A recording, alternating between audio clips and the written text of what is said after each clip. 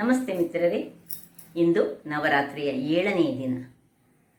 ತಾಯಿ ಚಂಡಿಕೆಯು ಎಲ್ಲರನ್ನೂ ಹರಸಿ ಎಲ್ಲರಿಗೆ ಸದ್ಬುದ್ಧಿಯನ್ನು ಕೊಡಲಿ ಅಂತ ಹೇಳುತ್ತಾ, ಇವತ್ತು ನಾನು ನನ್ನ ಅಡಿಗೆ ಮನೆಯಲ್ಲಿ ಸೋಯಾ ಚಂಕ್ಸನ್ನು ಬಳಸಿ ಒಂದು ರುಚಿಕರವಾದ ಹಾಗೂ ಆರೋಗ್ಯದಾಯಕವಾದ ಕಟ್ಲೆಟನ್ನು ಮಾಡಿದ್ದೇನೆ. ಬಹಳ ಟೇಸ್ಟಿಯಾಗಿ ಬರ್ತದೆ. ಮಕ್ಕಳಿಗಂತೂ ಬಹಳ ಖುಷಿಯನ್ನು ಕೊಡಬಹುದಂತ ನಾನು ಅನ್ನಿಸ್ತೇನೆ. ಯಾಕೆ ಹೇಳಿದರೆ, ಈ ಸೋಯಾ ಎಂಬುದು ಒಂದು ಆರೋಗ್ಯದಾಯಕವಾದ ವಸ್ತು ಅಂತ ಹೇಳ್ತೇನೆ.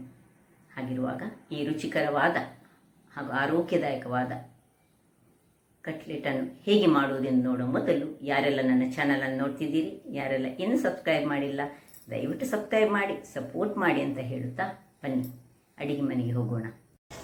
ಮಿತ್ರರೇ, ಇವತ್ತು ಈ ಸೋಯಾವನ್ನು ಬಳಸಿ ನೋಡಿ, ಸೋಯಾ ತಂದಿದ್ದೇನೆ. ನಾನು ಲೂಸಾಗಿ ಹೆಚ್ಚು ತರೋದಿಲ್ಲ. ಈ ಸಫೋಲದವರದ್ದು ಸೋಯಾ ಚಂಕ್ಸ್ ಇರ್ತದಲ್ಲ, ಅದು ಬಹಳ ಚೆನ್ನಾಗಿ ಬರ್ತದೆ. ಇದರಲ್ಲಿ ಏನು ಸಹ ಮಾಡಲಿಕ್ಕೆ ಆಗ್ತದೆ. ಸೊ ಇದರಲ್ಲಿ ನಾನು ಒಂದು ಬೌಲ್ನಷ್ಟು ಇದನ್ನು ಇಲ್ಲಿ ಬಿಸಿ ನೀರಿಗೆ ಇಟ್ಟಿದ್ದೇನೆ ನೋಡಿ. ಇದರಲ್ಲಿ ನಾವಿವತ್ತು ಕಟ್ಲೆಟ್ ಮಾಡೋಣ. ಸೊ ನಿಮಗೆ ಎಷ್ಟು ಬೇಕು ನಾನು ನೋಡಿ, 2-3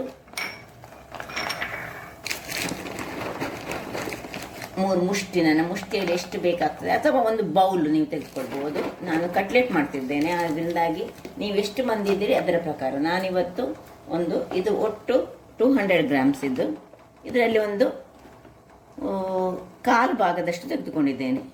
ಅಂದರೆ ಒಂದು 50 ಗ್ರಾಮ್ಸ್ನಷ್ಟನ್ನು ತೆಗೆದುಕೊಂಡು ನೋಡಿ, ಇದನ್ನು ಬಾಯ್ಲ್ ಮಾಡಿದ್ದೇನೆ. ಇದು ಬಾಯ್ಲ್ ಆಗುವಾಗ ನಾವು ಇದಕ್ಕೆ ಏನೆಲ್ಲ ಸಾಮಗ್ರಿಗಳು ಬೇಕೆಂದು ನೋಡೋಣ. ಇಲ್ಲಿ ನೋಡಿ, 1 ಚಮಚದಷ್ಟು ನಮಗೆ ಈ ಗರಂ ಮಸಾಲೆಯ ಪೌಡರ್ ಬೇಕು, 1 ಅಥವಾ ಅರ್ಧ ಚಮಚ. ಮತ್ತು ಗರಂ ಮಸಾಲೆ ಪೌಡರ್ ಇಲ್ಲದಿದ್ದರೆ ಎಲ್ಲ ಗರಂ ಮಸಾಲೆಗಳನ್ನು ಸಹ ಗ್ರೈಂಡ್ ಮಾಡ್ಕೊಂಡು ಹಾಕೊಳ್ಬೋದು. ಪೌಡರ್ ಇದ್ದರೆ ಬಹಳ ಒಳ್ಳೆಯದು. ಮತ್ತು 1 ಬೌಲ್ನಷ್ಟು ನಮಗೆ ಈ ಕಡಲೆಯ ಹುಡಿ ಬೇಕು.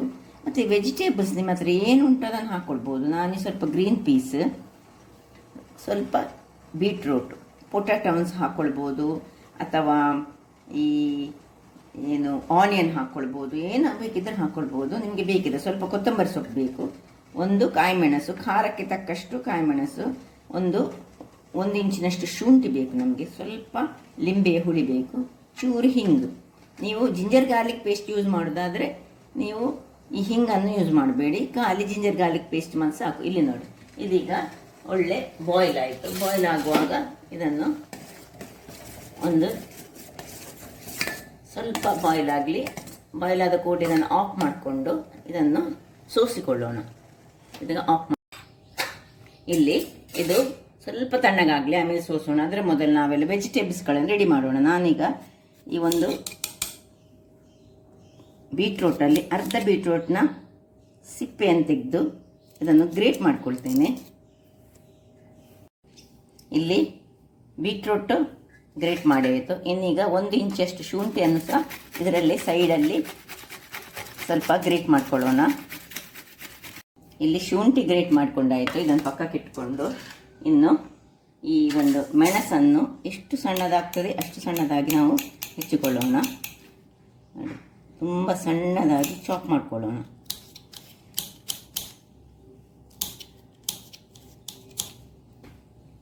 ಕೊತ್ತಂಬರಿ ಸೊಪ್ಪು, ಶುಂಠಿ, ಹಸಿಮೆಣಸು ಆಯಿತು. ನಿಮಗೆ ಇದು ಹೀಗೆ ಕಟ್ಟಿಂಗ್ ಬೇಡದಿದ್ದರೆ ಇದು ಶುಂಠಿ, ಹಸಿಮೆಣಸು ಇದನ್ನೆಲ್ಲ ಒಂದು ಮಿಕ್ಸಿಯಲ್ಲಿ ಹಾಕಿ ಒಂದು ಪೇಸ್ಟ್ ಸಹ ಮಾಡಿಕೊಳ್ಬೋದು. ಅದರೊಟ್ಟಿಗೆ ಈ ಗರಂ ಮಸಾಲೆ ಸಹ ಹಾಕ್ಕೊಂಡು ಪೇಸ್ಟ್ ಮಾಡ್ಬೋದು. ಹಾಗೆ ಸಹ ಮಾಡಿದರೆ ಆಗ್ತದೆ. ಇದೀಗ ನಾನೆಲ್ಲ ಚಾಪ್ ಮಾಡಿಟ್ಕೊಂಡಿದ್ದೇನೆ. ಇಲ್ಲೀಗ ಇದು ಸ್ವಲ್ಪ ತಣ್ಣಗಾಗ್ತಾ ಬಂತು. ಇದನ್ನೀಗ ನಾನು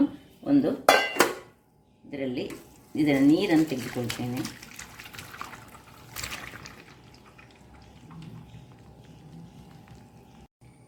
ಇಲ್ಲೀಗ ಸೋಯಾ ತಣ್ಣಗಾಗ್ತಾ ಇರುವಾಗ ಇಲ್ಲಿ ನಾನೊಂದು ಬಾಣಲೆಯನ್ನು ಇಟ್ಕೊಂಡಿದ್ದೇನೆ.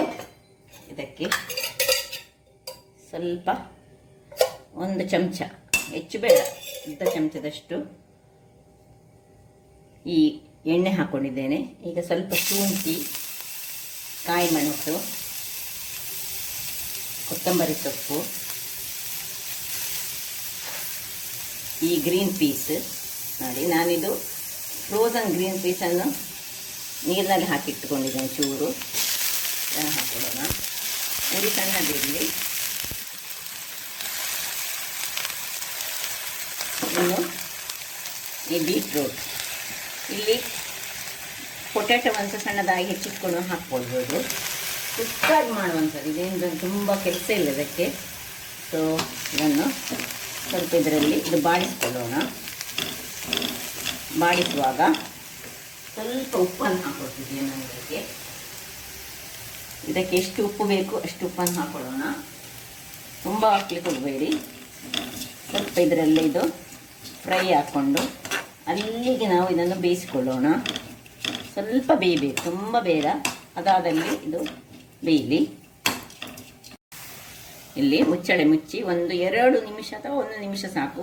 ಸಣ್ಣ ಉರಿ ಮಾಡ್ಕೊಳ್ಳೋಣ, ಬೇಯಲಿ. ಇಲ್ಲಿ ಈಗ ಇದನ್ನು, ಇದು ತಣ್ಣಗಾಗಿದೆ, ಈಗ ಇದನ್ನು ಹೀಗೆ ಒಳ್ಳೆ ಒಂದು ಚೂರು ನೀರಿರಬಾರ್ದು, ಇದರದ್ದು ಎಲ್ಲ ನೀರನ್ನು ಹೀಗೆ ಸ್ಕ್ವೀಸ್ ಮಾಡ್ಕೊಳ್ಳೋಣ.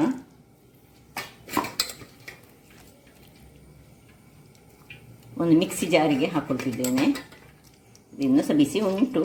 ಸ್ವಲ್ಪ ಎಷ್ಟು ಸ್ಕ್ವೀಸ್ ಮಾಡಲಿಕ್ಕೆ ಆಗ್ತದೆ ಅಷ್ಟು ಸ್ಕ್ವೀಸ್ ಮಾಡಿ ಒಂದು ಮಿಕ್ಸಿ ಜಾರಿಗೆ ಹಾಕ್ಕೊಳ್ತಿದ್ದೇನೆ. ಎಲ್ಲವನ್ನು ಹಾಕ್ಕೊಳ್ತೇನೆ ನೋಡಿ. ಎಲ್ಲ ಸಹ ಹೀಗೆ ಒಳ್ಳೆ ಹಿಂಡಿ ಇದರಲ್ಲಿ ಹಾಕ್ಕೊಂಡೆ.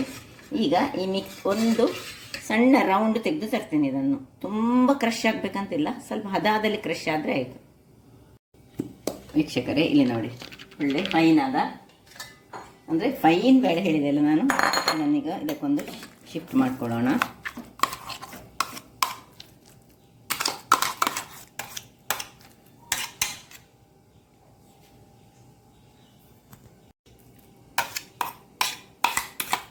ಈಗ ಇದಕ್ಕೆ ಸ್ವಲ್ಪ ಎಲ್ಲ ಇದನ್ನು ಹಾಕ್ಕೊಂಡು ಉಪ್ಪು ಚೂರು ರುಚಿಗೆ ತಕ್ಕಷ್ಟು ಉಪ್ಪು ಹಾಕ್ಕೊಳ್ತಿದ್ದೇನೆ. ತುಂಬ ಹೆಚ್ಚಾಯಿತು, ಇದು ತುಂಬ ಹಾಕ್ಲಿಕ್ಕೆ ಹೋಗ್ಬೇಡಿ, ಸ್ವಲ್ಪ ಸಾಕು. ಯಾಕಂದರೆ ನಾವು ವೆಜಿಟೇಬಲ್ಸ್ಗಳಿಗೆ ಸಹ ಹಾಕ್ಕೊಂಡಿದ್ದೇವೆ. ಇನ್ನು ಇಲ್ಲಿ ನೋಡಿ, ಇದನ್ನು ಇದಕ್ಕೆ ಸ್ವಲ್ಪ ಹಿಂಗು ಹಾಕ್ಕೊಳ್ತಿದ್ದೇನೆ ನಾನು. ಇದು ಆಪ್ಷನಲ್, ನಿಮಗೆ ಬೇಕಿದ್ರೆ ಹಾಕ್ಕೊಳ್ಬೋದು. ಹಿಂಗು ಮತ್ತು ಈ ಗರಂ ಮಸಾಲೆಯ ಪುಡಿ ಅಥವಾ ಚಿಕನ್ ಮಸಾಲೆ ಕೆಲವರ ಹತ್ರ ಇರ್ತದೆ, ಆ ಮಸಾಲೆ ಸಹ ಆಗ್ತದೆ. ಪರಿಮಳಯುಕ್ತವಾದ ಯಾವ ಮಸಾಲೆ ಸಹ ಆಗ್ತದೆ, ಸಾರಿನ ಪುಡಿ ಸಹ ಆಗ್ತದೆ, ಯಾವ ಸಹ ಹಾಕ್ಕೊಳ್ಬೋದು. ಈಗ ಇದನ್ನು ಸ್ವಲ್ಪ ತಿರುಗಿಸ್ಕೊಳ್ಳೋಣ. ಇದರ ಹಸಿ ವಾಸನೆ ಹೋಗಬೇಕು. ಇಲ್ಲೀಗ ಇದು ಮಸಾಲೆ ಎಲ್ಲ ಹಾಕಿದ ಮೇಲೆ ಅದರ ಮೇಲೆ 1 ಚಮಚದಷ್ಟು ತುಪ್ಪವನ್ನು ಹಾಕ್ಕೊಂಡು ಸ್ವಲ್ಪ ಉರಿಯನ್ನು ದೊಡ್ಡದು ಮಾಡಿಕೊಂಡು ಹೀಗೆ ತಿರುಗಿಸ್ಕೊಳ್ಳೋಣ. ಸ್ವಲ್ಪ ಇದರದ್ದು ಹಸಿ ವಾಸನೆ ಹೋದರೆ ಆಯಿತು. ಆಮೇಲೆ ನಾವು ಇದನ್ನು ಆಫ್ ಮಾಡ್ಕೊಳ್ಳೋಣ. ಸಾಕು, ಇದೆಲ್ಲ ಬೆಂದಿತ್ತು ಸಹ, ಸ್ವಲ್ಪ ಹಸಿ ವಾಸನೆ ಸಹ ಹೋಯ್ತು, ಸಾಕು. ಇಷ್ಟ ಆಗುವಾಗ ಆಫ್ ಮಾಡಿಕೊಂಡು ಇದನ್ನು ಇದಕ್ಕೆ ಶಿಫ್ಟ್ ಮಾಡ್ಕೊಳ್ಳೋಣ.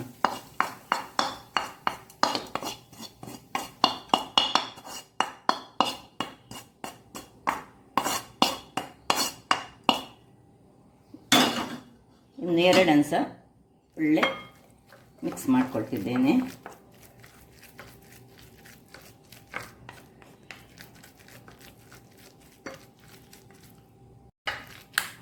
ಇಲ್ಲಿ ಇದಕ್ಕೆ ಒಂದು ಚೂರು ಲಿಂಬೆಯ ರಸವನ್ನು ಹಿಂಡ್ತಾ ಇದ್ದೇನೆ. ಇದು ಬೇಕಿದ್ರೆ ಮಾತ್ರ ಹಿಂಡಿ, ನಿಮಗೆ ಹಿಂಡಿದ್ರೆ ಬಹಳ ಚೆನ್ನಾಗಿ ಬರ್ತದೆ. ಯಾಕೆ ಹೇಳಿದರೆ ಬೀಜ ಒಂದು ಬೀಳಬಾರ್ದಷ್ಟೇ. ಮೊದಲು ತೆಗೆದಿಟ್ಟುಕೊಂಡ್ರೆ ಬಹಳ ಉತ್ತಮ. ಲಿಂಬೆಯ ನೀರನ್ನು ತೆಗೆದಿಟ್ಟುಕೊಂಡು, ಅಥವಾ ಲಿಂಬೆಯನ್ನು ಅದೊಂದು ಇನ್ಸ್ಟ್ರೂಮೆಂಟ್ ಉಂಟಲ್ಲ ಅದರಲ್ಲಿ ಸಹ ಹಾಕಿದರೆ ಒಳ್ಳೆಯದು. ಲಿಂಬು ಹಾಕಿದರೆ ಸ್ವಲ್ಪ ಟೇಸ್ಟ್ ತುಂಬ ಚೆನ್ನಾಗಿ ಬರ್ತದೆ. ಕಾಯಿ ಮೆಣಸು ಹಾಕ್ಕೊಂಡಿದ್ದೇವೆ ನಾವು. ಇನ್ನು ಕೊನೆಯದಾಗಿ ಇದಕ್ಕೆ ಇಲ್ಲಿ ಕಡಲೆಯ ಹುಡಿ, 1 ಬೌಲ್ನಷ್ಟು ಕಡಲೆ ಹುಡಿಯನ್ನು ಹಾಕ್ಕೊಂಡು ಇದನ್ನು ಚೆನ್ನಾಗಿ ತಿರುಗಿಸ್ಕೊಳ್ಳೋಣ. ಎಲ್ಲ ಮಿಕ್ಸಿಂಗ್ ಆಯಿತು. ನಿಮಗೆ ಸ್ವಲ್ಪ ಖಾರ ಅಂತ ಬೇಕಿದ್ದರೆ ಅಂತ ಇದ್ದರೆ ನೀವೇನು ಮಾಡ್ಬೋದು ಹೇಳಿದರೆ, ಇದಕ್ಕೆ ಸ್ವಲ್ಪ ಮೆಣಸಿನ ಹುಡಿ ಹಾಕ್ಕೊಳ್ಬೋದು. ಈಗ ಒಂದೊಂದು ಕೈಗೆ ಸ್ವಲ್ಪ ಎಣ್ಣೆಯನ್ನು ತಾಗಿಸ್ಕೊಂಡು ಸಹ ಮಾಡ್ಬೋದು, ಅಥವಾ ನೋಡಿ ಹೀಗೆ ಒಂದೊಂದು ರೌಂಡ್ಗಳಾಗಿ ಎಲ್ಲವನ್ನು ಸಹ ಮಾಡಿಟ್ಕೊಳ್ತೇನೆ ನಾನು. ವೀಕ್ಷಕರೇ, ಇಲ್ಲಿ ನೋಡಿ, ಒಟ್ಟು 9 ಉಂಡೆಗಳಾಯಿತು. ಈಗ ಇಲ್ಲಿ ಒಂದು ಕಾವಲಿಯನ್ನು ಇಟ್ಟುಕೊಂಡಿದ್ದೇನೆ ನಾನು. ಇದನ್ನು ಡೀಪ್ ಫ್ರೈ ಆಗಿ ಸಹ ಮಾಡ್ಕೊಳ್ಬೋದು, ಅಥವಾ ನೋಡಿ ಎಣ್ಣೆಯನ್ನು ಹಾಕ್ಕೊಳ್ತಿದ್ದೇನೆ. ಸ್ವಲ್ಪ, ತುಂಬ ಬೇಡ ನೋಡಿ, ಹದಾದಲ್ಲಿ ಎಣ್ಣೆ ಹಾಕ್ಕೊಂಡಿದ್ದೇನೆ ನಾನೊಂದು 4-5 ಚಮಚಗಳಷ್ಟು. ಇನ್ನು ಇಲ್ಲಿ ಮಾಡಿಟ್ಟ ಇದನ್ನು ಒಂದು ರವೆ ಸ್ವಲ್ಪ ತೆಗೆದುಕೊಂಡಿದ್ದೇನೆ ನೋಡಿ. ಎಷ್ಟು ರವೆ ಬೇಕು ಅಷ್ಟು ರವೆ ಅಷ್ಟನ್ನೇ ತೆಗೆದುಕೊಳ್ಳಿ. ಇನ್ನು ಈ ಒಂದು ಉಂಡೆಯನ್ನು ಹೀಗೆ ತೆಗೆದುಕೊಂಡು ಹೀಗೆ ಕೈಯಲ್ಲಿ ನೀವು ಯಾವ ಶೇಪ್ ಸಹ ಕೊಡ್ಬೋದು, ನಿಮಗೆ ಬೇಕಿದ್ದ ಶೇಪನ್ನು ಹೀಗೆ ತಟ್ಟಿಕೊಳ್ಳೋಣ. ತಟ್ಟಿಕೊಂಡು ಇದರಲ್ಲಿ ಹೊರಳಿಸಿಕೊಳ್ಳೋಣ. ಅಷ್ಟೊತ್ತಿಗೆ ಎಣ್ಣೆ ಸಹ ಬಿಸಿ ಆಗ್ತದೆ.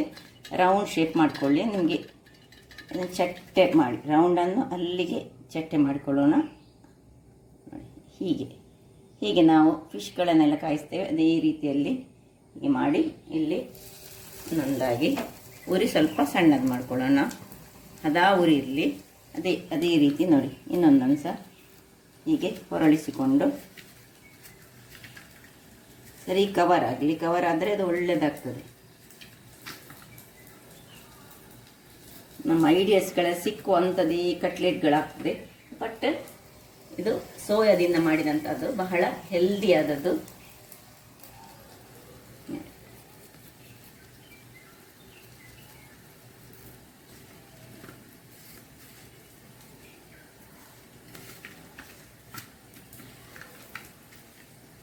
ತುಂಬ ದಪ್ಪ ಸಹ ಮಾಡಲಿಕ್ಕೆ ಹೋಗಬೇಡಿ, ತುಂಬ ತೆಳು ಸಹ ಮಾಡಲಿಕ್ಕೆ ಹೋಗಬೇಡಿ. ನಾವು ಮೂರು ಕಾಯಿಸ್ಕೊಳ್ಳೋಣ.